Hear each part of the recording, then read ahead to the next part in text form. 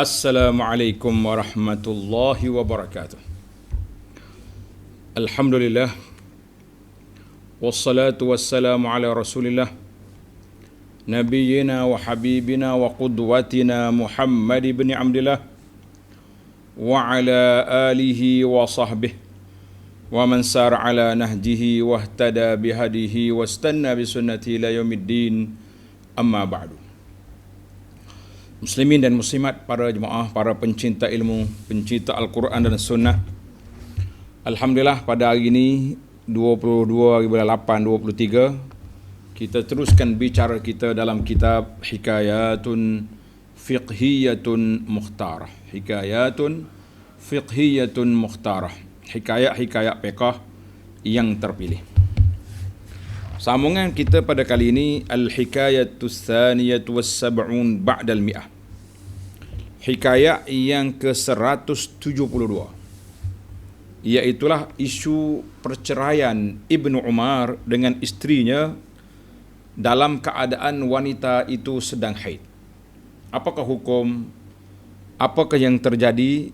Kita tengok kepada teks hikayat, kemudian kita pergi kepada huraiannya insya-Allah. An-Nafi' an Abdullah bin Umar radhiyallahu anhuma annahu talaqa imra'atahu wa hiya haid. Ala ahdi Rasulillah sallallahu alaihi wasallam. Ibnu Umar telah menceraikan isterinya. Isterinya nama apa? Nama dia Aminah binti Ghifar. Aminah binti Ghifar, gelaran dia An-Nawwar dengan ra, An-Nawwar. Wahya haidun, sedang isterinya dalam haid. Sedang haid ala ahdi Rasulillah, maknanya pada masa Rasulullah sallallahu ada. Maknanya isu ni bukan isu dengan ayah dia, isu dengan Nabi sallallahu alaihi wasallam. Fasa'ala Umar bin Al-Khattab Rasulullah sallallahu alaihi wasallam an zalik. Umar tak puas hati. Adakah tindakan Ibnu Umar ni betul ataupun salah? Maka Sayyidina Umar radhiyallahu anhu terus pergi menghadap baginda Nabi sallallahu alaihi wasallam, bertanyakan tentang isu yang terjadi. Faqala Rasulullah sallallahu alaihi wasallam murhu falyuraji'ha. Nabi kata, Umar, suruh Abdullah rujuk balik isteri dia. Thumma yumsikha hatta tathur. Dia duduk dalam keadaan jadi isteri dia semula, dia rujuk balik. Tunggu sehingga wanita ini bersih, suci daripada haid. Thumma tahid. Kemudian dia mari haid. Thumma tathur. Dia mari haid, kemudian dia bersih, suci balik. Dia mari haid, kemudian dia suci semula. Maknanya haid, suci, haid, suci. Mana dia nak 3 kali. Summa insya'a amsaka ba'du. Kemudian kalau dia nak, tak payah cerai lah. Teruskan hidup dengan isteri dia. Wa in syaa talaqa qabla an yamassa. Kalau dia nak, dia cerai sebelum dia sentuh isteri dia. Fatilkal iddatu allati amara Allah an yutallaqa lahan nisa. Itulah iddah yang Allah Taala perintahkan kalau nak cerai isteri, cerailah isteri sewaktu mereka suci daripada haid sebelum disentuh oleh suami. Sebab iddah dia jadi pendek, tempoh dia tak lama dan senang untuk tamatkan dia punya iddah. Hadzal hadis muttafaqun alaih, dikeluar oleh Imam Bukhari dan Muslim. Dilalatul hadis ini menunjukkan kepada apa? At-talaqus sunni, perceraian mengikut syariat. Yang dibenarkan oleh syarak an yakuna mustaqbilan tuhran lam yamsasha fi. Iaitulah wanita ini suci daripada haid dia, tidak disentuh oleh suami. Mana cerailah pada waktu itu. Sebab tempoh iddah dia jadi pendek dan tidak lama menunggu dan tidak ada sebarang keraguan lagi padanya. Maknanya kalau sudah disentuh, sentuh di sini bahasa kinayah, bahasa orang tua-tua, sentuh di sini makna jima. Lam yamassahu kagestu salam, makna jima. Senang kita direct, maknanya tak boleh jima. Sebab kalau dia jima, kemungkinan mari anak, kemungkinan mengandung, kemungkinan jadi banyak panjang cerita. Kalau awak dah tak nak, tak usah duduk kostek dia. Lepas-lepaslah. Minal mawdu'atil lati tusar, di antara tajuk-tajuk yang dibincangkan, yang dibahaskan dalam isu ni apa dia? Yang pertama kita nak kena Nafi'. Nafi' ni seorang yang terkenal di Madinah, orang kenal dengan nama Maula Ibnu Umar. Maknanya hamba yang dimerdeka oleh Ibnu Umar. Warawiyatuhu, dan periwayat hadis ilmu daripada Ibnu Umar. Mana murid dia yang alim. Yang alim. Huwal imamul mufti as-sabt. Tarah dia mufti yang dia punya kuat, dia punya hafalan.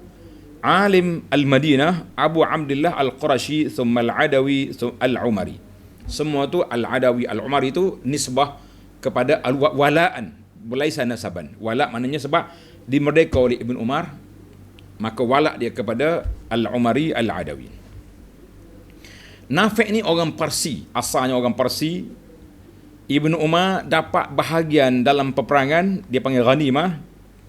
Kemudian dia belajar dengan Ibn Umar ilmu yang banyak, sehingga dia alim. A'taqahu Ibn Umar, Ibn Umar merdekakan Nafi' hisbatan liwajhillah. Tak ada apa tidak ada bayaran, sebab oleh kerana dia ni alim, dia ni hebat, Ibnu Umar merdekakan dia. Dan dia tak mau jual sama sekali. Maka walak dia tu kepada Abdullah bin Umar, kerana itu dikatakan al-Adawi al-Umari. Qala Ubaidillah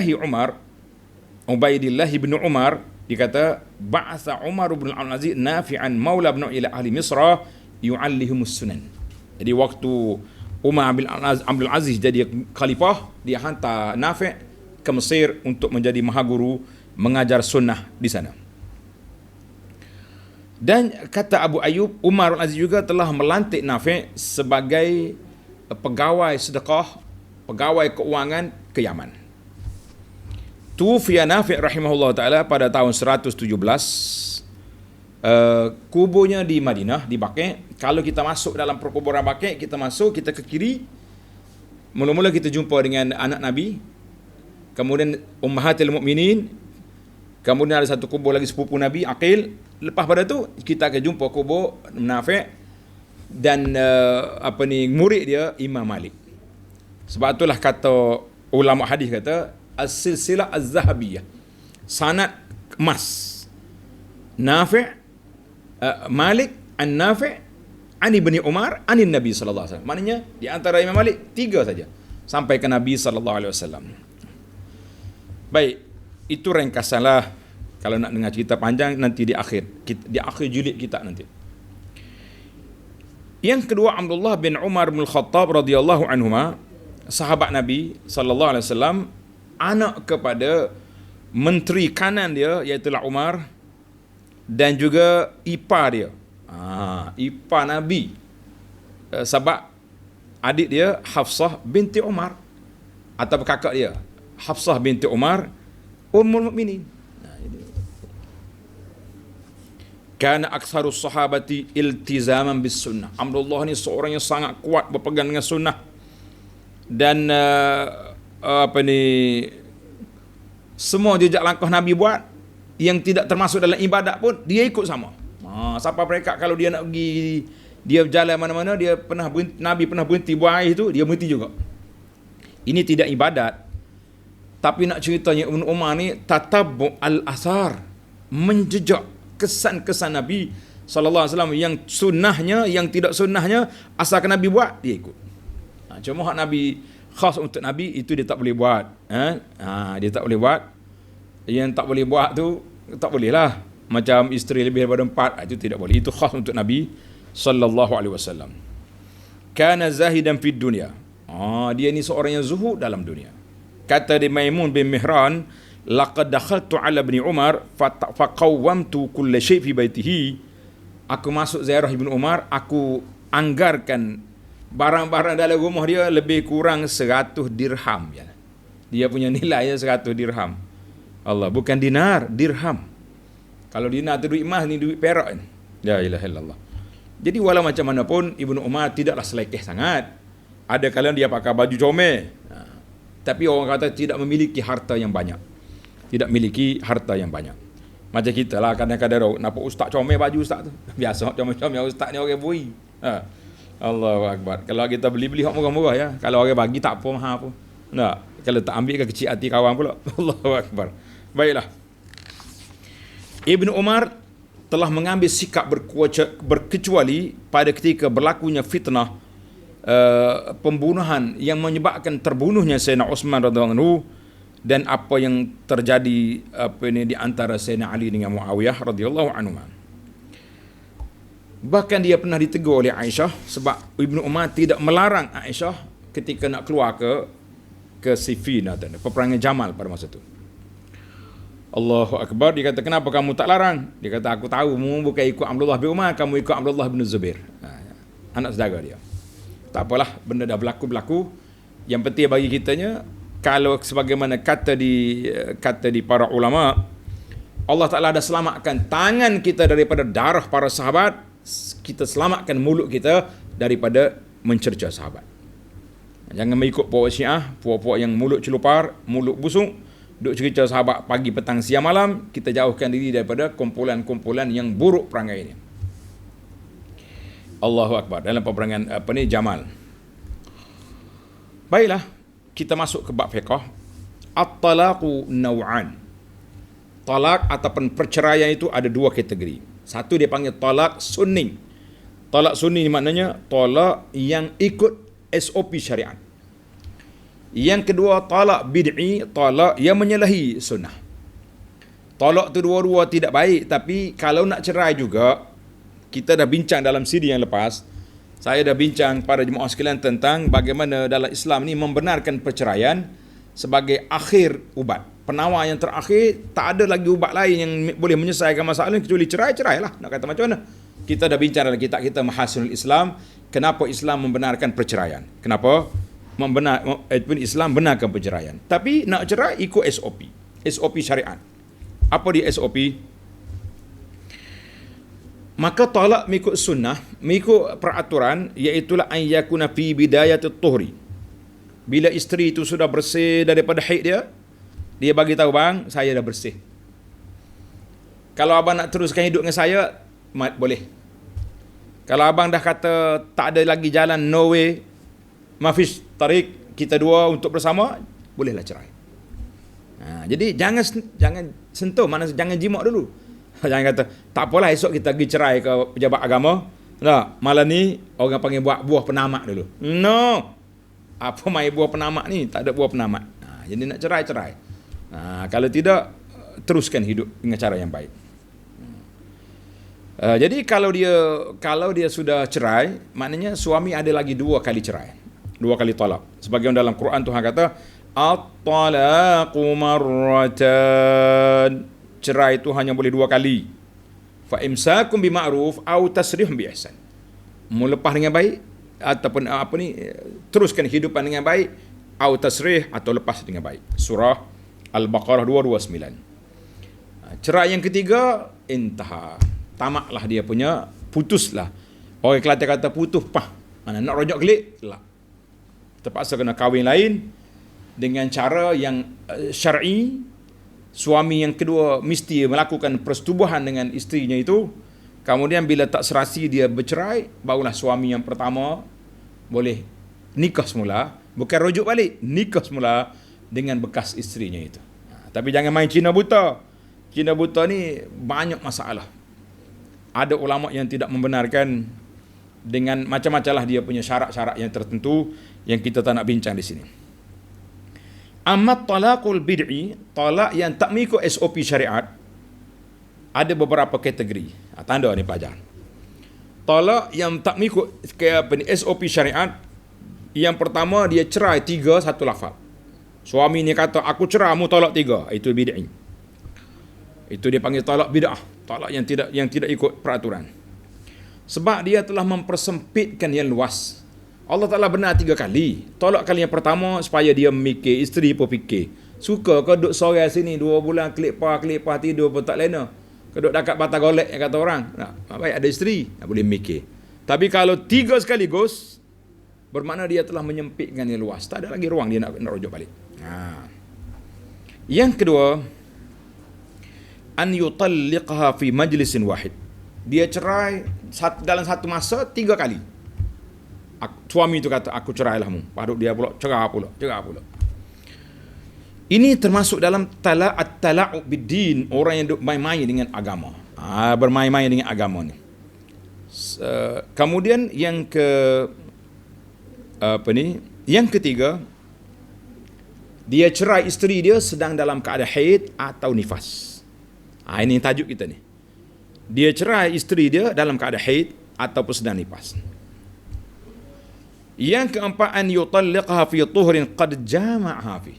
Dia cerai isteri dia tak ada haid, tapi dia telah buat, orang panggil penalty goal. Maknanya jima' dulu malam tu, esok pergi bercerai.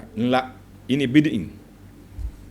Tujuan apa syariat menjaga ini? Siyanatan lil hayati zawjiyah, nak menjaga kehidupan berkeluarga, wa adamil idrar bil mar'ati, supaya tidak memberi mudarat kepada wanita. Itu 2 jenis talak. Tengok bagaimana peranan seorang ayah dalam isu ni. Umar bin Khattab radhiyallahu anhu, bila dia dengan anak dia Abdullah cerai isteri dia dalam keadaan haid, dia nak pastikan perbuatan ini sah tak sah, molek ke tidak mengikut syarak. Maka lantas Sayyidina Umar radhiyallahu anhu pergi menghadap Rasulullah sallallahu alaihi wasallam dan bertanya hukum. Apakah hukumnya? Maka Rasulullah sallallahu alaihi wasallam telah mengajar kepada Umar, bagi tahu Abdullah, fal yuraji'ha, rujuk klik. Ini perbuatan salah ini. Ini perbuatan yang salah. Inilah sikap Sayyidina Umar radhiyallahu anhu. Apabila ada masalah, dia terus menghadap Nabi sallallahu alaihi wasallam. Kita pun ibu bapa juga kena ambil peranan. Mana kalau tengok anak kita buat benda-benda yang pelik-pelik, rujuklah kepada asatizah. Rujuklah kepada pejabat agama yang berdekatan. Cari al-fadhil, tuan-tuan qadi yang kita kenal ke, yang kita tak kenal ke, terujuk supaya kita duduk dalam keadaan bayyinah, di atas landasan yang jelas, nyata. Apa yang kita buat ini bukan salah.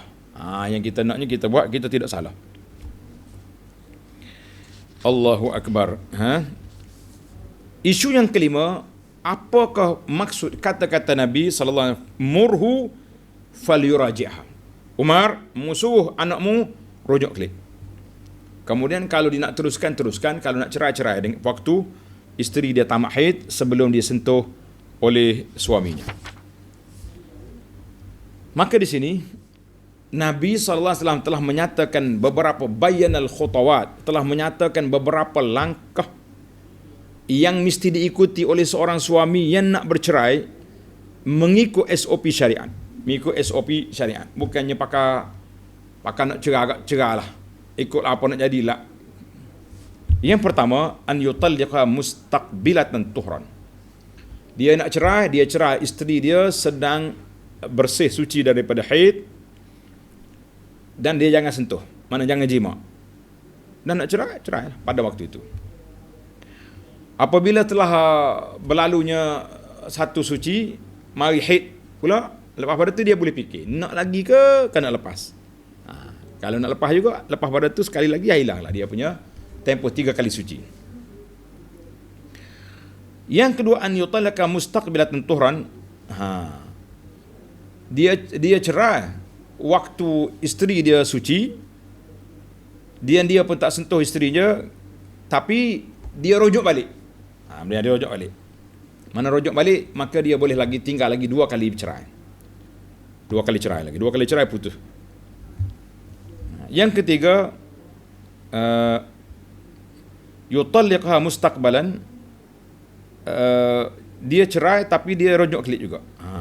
Sebelum, maknanya belum habis suci yang pertama tu. Yang pentingnya dalam iddah yang dia nak. Ataupun dia dah cerai 2 kali, dia cerai kali yang ketiga, dia panggil talak bain, maknanya perceraian yang putus, tak boleh rojok balik lagi kecuali isteri itu kahwin dengan suami lain dan berlaku persetubuhan di antara dua, kemudian mereka bercerai lepas daripada itu, bukan dipaksa oleh sesiapa, bukannya berlaku isu Cina buta, maka dia boleh nikah semula dengan si isteri, bekas isterinya itu. Boleh nikah mula dengan bekas isterinya itu. Ingat molek lah, jangan duduk buat ikut-ikut dah kita ni. Baiklah, maknanya ada kategori lah. Orang ni bercerai, cerai mengikut SOP. Lepas tu bila berlakunya dua kali dah tempoh, 2 kali sebelum masuk yang tamat enda, dia rujuk klik. Selesai. Ataupun baru sekali haid, dia rujuk klik. Tak apa. Tapi kalau sudah tamat semua sekali baru nak rujuk, lah. Itu dia panggil sudah tamat tempoh. Baik, isu yang keenam, falsafah at-talaq fil Islam. Matlamat perceraian dalam Islam ini untuk tahqiq maslahah, nak menjaga kepentingan hidup berkeluarga. Tak menyelamatkan dua-dua suami isteri daripada kesusahan dalam hidup. Jadi ada kalanya suami ni bahasa jenis panas, bahasa jenis panas, mudah mengamuk, budak orang panggil backing, tak tahu kalu. Jadi bila isteri dah haid tu, dia jadi nana, tak keruan kata orang, tak tahu pahala tuju, sebab dia ni bahasa jenis alah panggil bahasa jenis dia daba ni. Dia daba ni maknanya isteri dalam haid seminggu ke 10 hari tu musimnya dia. Situ dia mudah cerai. Kerana itulah Allah SWT larang cerai isteri dalam keadaan haid tu. Kalau kamu rasa tak tahan juga, jangan duduk cerai, hati kata. Gilah duduk mana-mana pun, sabarlah sekejap. Kemudian bila isteri sudah suci, kalau dia kerana itulah dia nak bercerai, isteri sekarang ni sudah bersedia untuk menerima suami. Gilah kat dia. Nak bercerai buat apanya? Ini juga dipanggil ilmu psikologi. Jadi boleh jadi waktu dia baloh tu sebab isteri tak boleh nak duduk dekat. Isteri dalam keadaan orang kata orang, kalau orang bawa kereta kat trafik light ni, lampu merah. Jadi Allah Ta'ala tak benarkan dia cerai. Sabar kejap, nanti lampu hijau, mau pilih dia lah. Boleh jadi sebab dia bercerai tadi kerana tadi sana orang panggil sombak. Istilah budak-budak ni, dia panggil sombak otak, tak boleh nak memikir, sebab tak boleh nak berlaku persetubuhan dengan isteri. Maka Allah Ta'ala dengan Maha Kaya, dia kata tunggu kejap. Kalau kerana tu sekarang ni kamu boleh. Tak usah cerai lah. Cerai apanya, isteri dah settle dah benda ni. Ini dia. Jangan main. Setengah orang ni dia tak boleh, dia panggil dah bagia. Dah bagia ni tak boleh lah. Ana jumpa seorang ada mari duduk tangga di masjid kita ni. Kata, kenapa ni? Saya tak sebutlah jawatan dia. Dia kata, isteri haid, ustaz. Patut kalau haid, apa masalahnya? Kita bukan Yahudi. Orang Yahudi je dengan isteri haid dengan ni, dia tak boleh duduk dekat, tak boleh duduk sekali. Kalau isteri haid, kena pisah tempat. Orang Yahudi. Kita tak ada masalah, cuma jangan pergi tempat tu ya. Semua tempat boleh pergi, kecuali tempat al-mahid, tempat keluar dari haid. Situ tak boleh pergi. Dia tak boleh lah. Nak pergi belakang. Kata nak pergi belakang mana bagi syariat tak boleh. Inilah masalah dia nya. Masalah apa? Kita nak minta kahwin seorang lagi, dia tak bagi. Akhir sekali jadi gini, macam-macam lah dia punya cerita tu. Kita pun pening dengar cerita dia. Jadi kita boleh ambil kesimpulan bahawa ada masalah-masalah tertentu. Jadi isteri walaupun dia haid, dia kena layan suami dia setakat yang diizinkan oleh syarak. Jangan biarkan suami ni sombak kata orang ataupun stres yang tak terpasal yang menyebabkan berlaku perkara-perkara yang tidak diingini dalam keluarga. Baiklah. Jadi di sini kata di para ulama, ada riwayat kata murhu falyuraji'ha, musuh dia rujuk balik, au liyutalliqha tahiran au hamilan. Dia cerailah isteri dia tu waktu dia suci ataupun dia tengah hamil. Jadi di sini para ulama mengatakan talaqul hamil jaiz. Menceraikan isteri ketika hamil juga harus. Tapi yang dilarang di sini ketika talak. Sebab wallahu alam, itu di antara hikmah kenapa dibenarkan. Isu yang ketujuh, talaqul mukrah, talak orang dipaksa. Orang yang bawa pistol mai kat kepala dia, tok pistol di kepala. Kalau tak cerai bini aku tembak. Dia berkata, aku cerailah bini aku. Sebab takut ke pistol. Jatuh tak jatuh? Mengikut jumhurul ulama, majoriti ulama kata tak jatuh talak. Sebab dia dipaksa. Dia dipaksa. Asalnya di mana? Asal kepada hadis Nabi sallallahu alaihi wasallam, rufi'a an ummatil khata' wan nisyan wa mastukrihu alaih. Allah Taala angkat kesalahan daripada umat aku ni yang tersalah dan terlupa dan dipaksa. Mana kalau dipaksa, orang paksa dia suruh cerai, dia pun cerai. Tapi tak jatuh talak. Ini hadis ini sahih. Sama juga kalau orang paksa orang ni suruh kata kalimah kufur. Kalau tak kata Tuhan ada 2, aku tembak. Dia pun katalah Tuhan ada. Berapa mu nak Tuhan? 10. 10 ada 10. Kata. Jadi Allah Taala sebut dalam Quran, illa man ukriha wa qalbuhu mutmainnun bil iman. Kecuali orang yang dipaksa sedangkan hatinya tetap dalam iman, maka orang ni iman dia tidak rusak walaupun dia mengeluarkan perkataan kufur. Sama juga dengan orang ni, walaupun dia keluar perkataan cerai tapi tidak jatuh talak. Sebab apa? Sebab dia dipaksa. Dia dipaksa. Ada pun satu lagi, paksaan mahkamah. Ingat boleh ni. Bila isteri dakwa suami dia di mahkamah dengan eviden, bukti-bukti, qara'in yang kuat bahawa suaminya innah ni mana orang panggil mati pucuk, tak melawan. Ataupun suami duduk dalam penjara, katanya penjara ni 20 tahun, 30 tahun. Suami isteri mana nak tunggu dari 20 tahun kat rumah. Baik dia cerai, senang dia nak hidup. Kalau ada orang berkenan dengan dia boleh kahwin lain. Kalau tak ada orang berkenan apa, dia bukan isteri orang. Relax dia nak pergi mana-mana, tak payah duduk sibuk minta izin suami. Contohlah. Ataupun suami ni bakhil, tak ada infak, tak boleh nak bagi nafkah pada dia, macam-macam. Maka ketika itu mahkamah akan jatuhkan hukuman cerai. Itu dia panggil paksa lulus. Ini paksa ni bukan paksa ni, ini paksa mengikut undang-undang. Paksa mengikut undang-undang. Ini lulus. Paksa tembak tadi itu tak lulus. Isu yang ke-8, talaqus sakran. Perceraian orang yang mabuk. Jadi ke tak jadi? Orang yang mabuk, dia pergi minum arak, lepas tu dia balik, dia kata bini aku cerai. Fayaqa'u inda jumhuril fuqaha. Majoriti ulama kata jatuh talak. Sebab apa? Sebab dia yang cari pasal, pergi minum benda memabukkan, lepas tu dia cerai bini. Dia panggil uqubatan lahu, sebagai uqubah, sebagai satu orang panggil seksaan ke atas dia. Sebab kenapa pergi pun hotok pergi minum benda mabuk tu? Siapa dia suruh minum? Tapi kalaulah dia ni makan ubat, dia makan ubi. Saya tak tahu nama ubi ni mengikut saintifiknya. Tapi dalam bahasa Malaysia dia panggil ubi gado. Ubi gado ni, siapa dia tahu mana ubi gado, cuba letak nama saintifik dia. Ubi gado ni kalau kita salah bersihkan dia, mabuk. Jadi kalau orang ni makan ubi gado, lepas tu dia mabuk, dia cerai isteri dia, ni tak jatuh. Tapi kalau dia minum arak, dia mabuk dadah, dia cerai, jatuh. Mengikut majoriti ulama. Ada juga sebagian ulama kata, dia kata fariqan akhar min ulama la yarawuq. Sebab dia kata faqidul aqli, orang ni akal dia sudah cacat pada waktu tu, maka tak jatuh talak. Maka kita kata Allahu akbar. Sebab itulah kita tak boleh nak payah ni, payah. Payah kita nak nilai benda ni. Ana ramai orang tanya soalan yang ana tak jawab, minta tak jawab.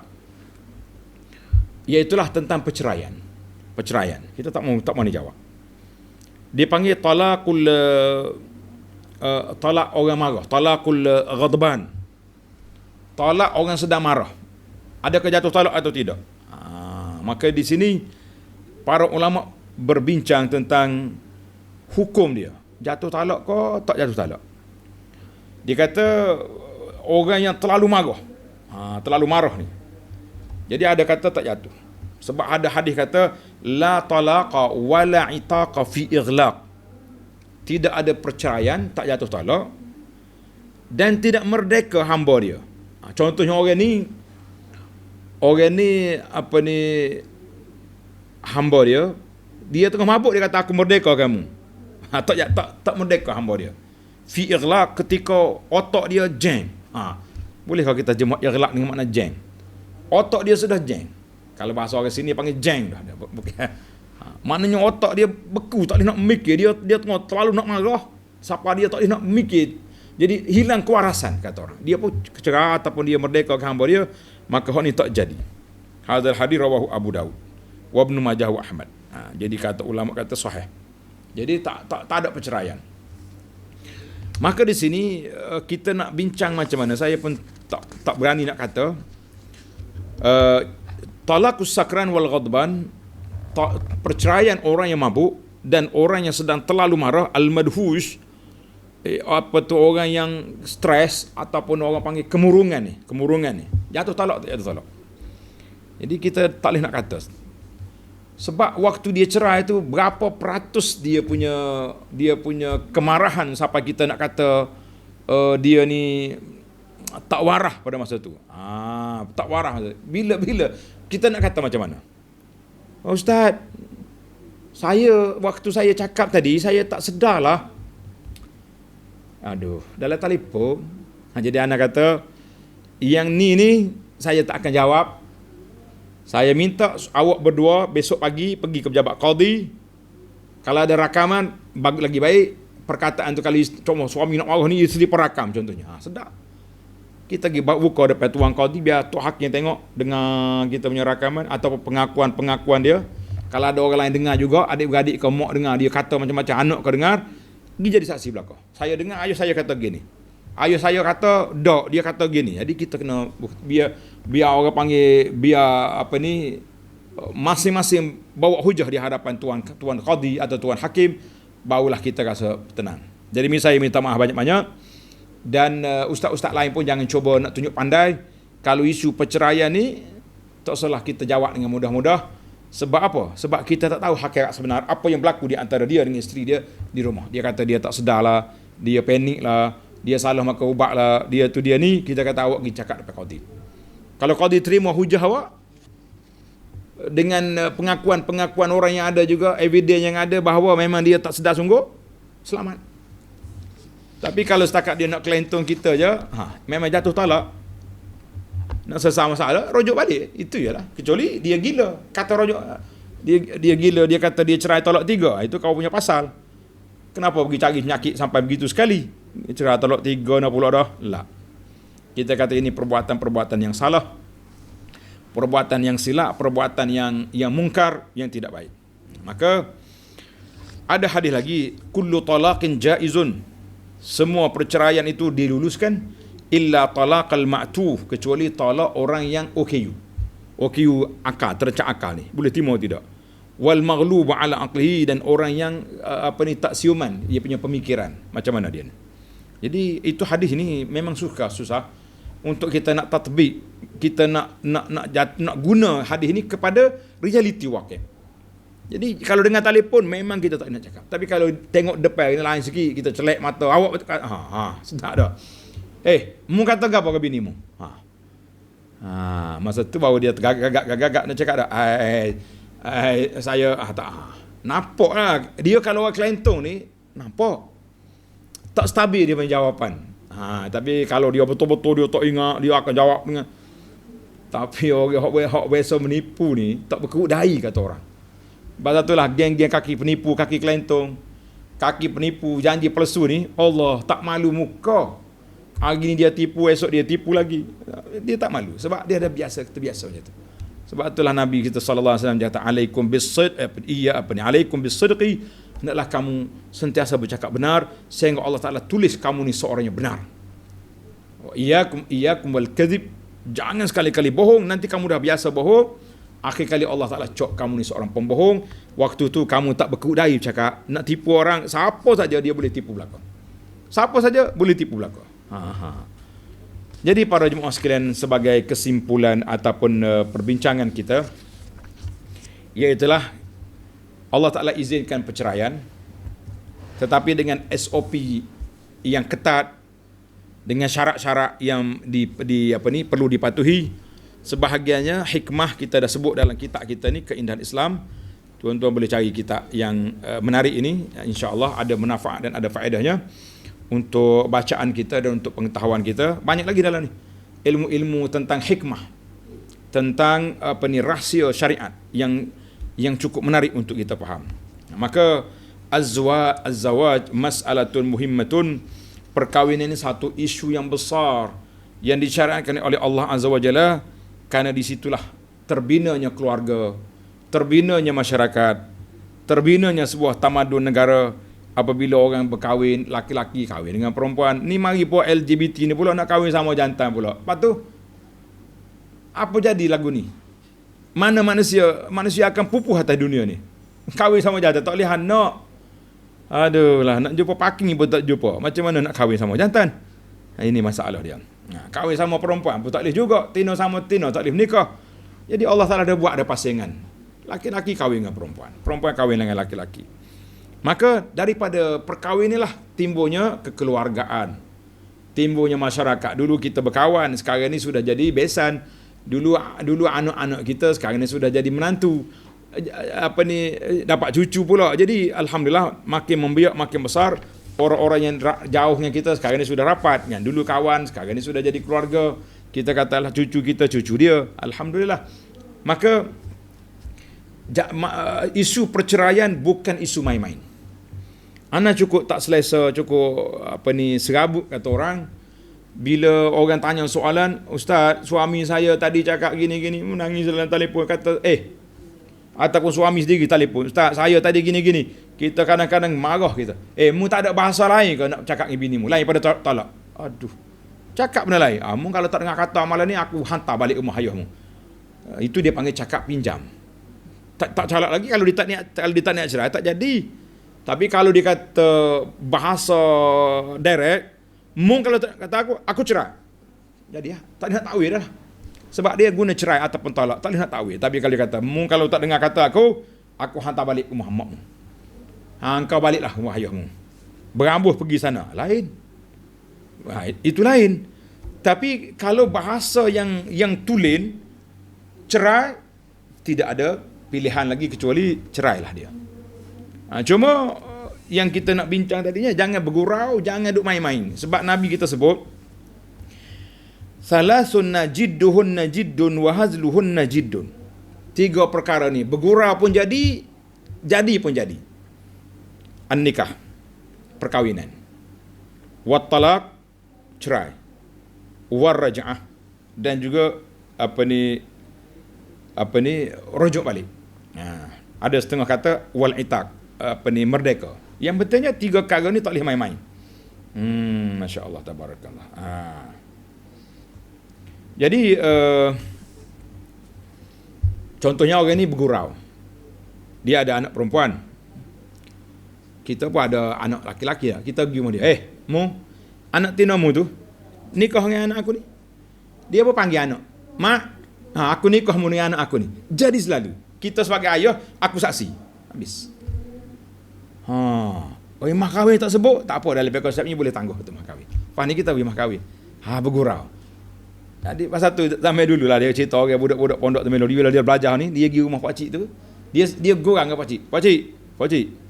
Saya nak kau anak pak cik boleh? Mana boleh. Tapi pak cik nak belajar kau cara akad nikah. Dia kata nak, dia pun ajar pak cik tu, bahawa aku nikahmu dengan anak aku sekian-sekian. Budak ni pun jawab, jadi ke tidak? Jangan bergurau. Zaman ni orang tak pandai mana dah. Tak pandai. Zaman kita ni mana pandai. Anak kita, benar-benar binti kita bela daripada kecil sampai tua. Bila nak nikah, suruh tu imi akad nikah. Macam mana ni? Anak cukup tak selesa. Kalau ayah sihat molek walafiat, ayah dia pula pandai jugalah, bolehlah sikit-sikit. Suruh tu imi akad nikah. Kata, awak kerja apa? Ayah dia tu kerja apa, tak akan nikah anak sendiri. Minta maaf dah. Kita pun bisik dengan ayah dia. Pakcik, mana payah nak akad nikah anak dengan buat anak, mana payah? Dia kata, ustaz tanya lagi ni penat. Akad nikah ni kita royak mung mama aku menikah dengan anak aku ni timu ni. Mah kahwin dia berapa, kita kata berapa? 2,000, 5,000. Jadilah tu. Ni susah tu email dia yang diwakili oleh pak dia kepada saya. Pak dia ada depan. Akak ni kau sendirilah. Kenapa pula jadi malah gini? Kita kata ini antara kepincangan yang berlaku dalam masyarakat. Jadi para jemaah sekalian, talak jangan gurau juga. Jangan gurau. Mu gini-gini aku. Hei suami, orang muda kau orang tua. Kalau nak marah ke bini pun setara mana nak marah, kata benda lain. Mu sopahlah bini mu tu. Dah, bahasa tu bahasa ni, tapi jangan keluar perkataan cerai. Supoh pun tak bagus, tak molek. Kenapa kita nak supoh dia? Tetapi risiko itu tidak seberat perkataan cerai. Kita nak bincang tentang risiko, tentang adab, tentang akhlak. Orang tak kata, orang tak hina orang sebagai seorang muslimah. Nabi pun larang. Tapi katalah benda lain. Kalau rasa nak marah juga kau, gilah. Tombok dinding kau, hatuk kepala kau tiang kau tak. Kalau ada apa-apa pen kau tangan kita kata kekoh.